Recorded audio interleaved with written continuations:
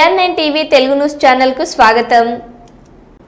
పిఠాపురం పట్టణం AP building and other construction workers union Kakinada జిల్లా విస్తృత స్థాయి సమావేశం స్థానిక పిఠాపురం బైపాస్ రోడ్లో ఉన్న భవన నిర్మాణ కార్మిక సంఘం కార్యాలయంలో నిర్వహించడం జరిగింది.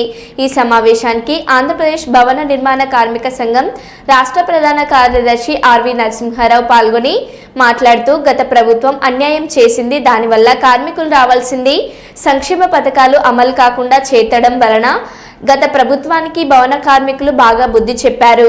కూటమి ప్రభుత్వం టీడీపీ జనసేన నాయకులు ఇప్పుడు పరిపాలిస్తున్న కూటమి ప్రభుత్వం కూడా వీళ్ళకి మేము అధికారులను కొస్తే వెల్ఫేర్ బోర్డు పునరుద్ధరణ చేస్తామని మేనిఫెస్టోలో పెట్టి హామీ ఇవ్వడం జరిగింది.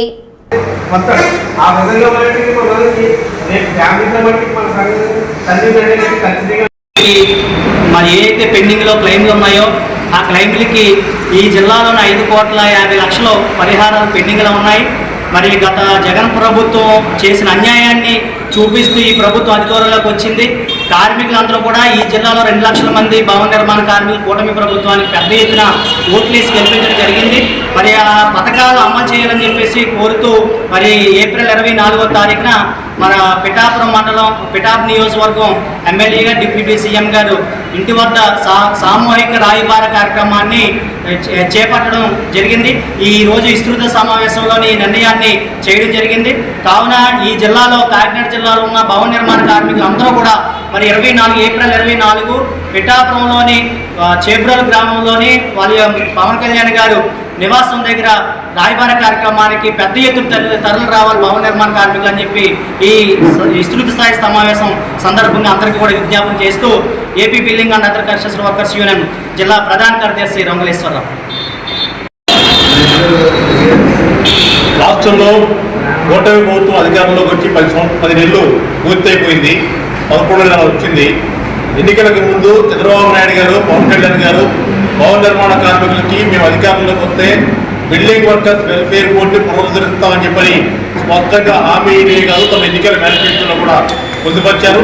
ఈ రాష్ట్రంలోని భవన నిర్మాణ కార్మికులు ఎన్నికల మేనిఫెస్టోని కూటమి నాయకత్వం హామీని విశ్వసించారు. అత్యధికంగా భవన నిర్మాణ కార్మికులు వారి కుటుంబ సభ్యులు కూటమికి అనుకూలంగా ఓటు వేశారు. దాని ఫలితంగానే ఈరోజు రాష్ట్రంలో 164 మంది కూటమికి సంబంధించిన పార్టీ ఎమ్మెల్యేలు అధికార పార్టీకి సంబంధించి గెలిచారు. ఇప్పటికీ అధికారం చేతబట్టి 11 నెలలు పూర్తయినా ఇప్పటికీ ఎన్నికల హామీని అమలు చేయడం కోసం భవన నిర్మాణ కార్మికులకు ఇచ్చినటువంటి బిల్డింగ్ వర్కర్స్ వెల్ఫేర్ బోర్డుని పునరుద్ధరిస్తారని చెప్పిన హామీని అమలు చేయడం కోసం ప్రభుత్వం ఏమాత్రం ప్రయత్నం చేయటం లేదని చెప్పని మేము చెప్పదలుచుకున్నాం. ప్రభుత్వం అధికారం చేపట్టి అనేక సమస్యలు చేపట్టింది, పరిష్కరించేసింది. కానీ బిల్డింగ్ వర్కర్స్ వెల్ఫేర్ బోర్డుకు సంబంధించి ₹1 కూడా ఈ ప్రభుత్వానికి ఆర్థికంగా భారం కాదు.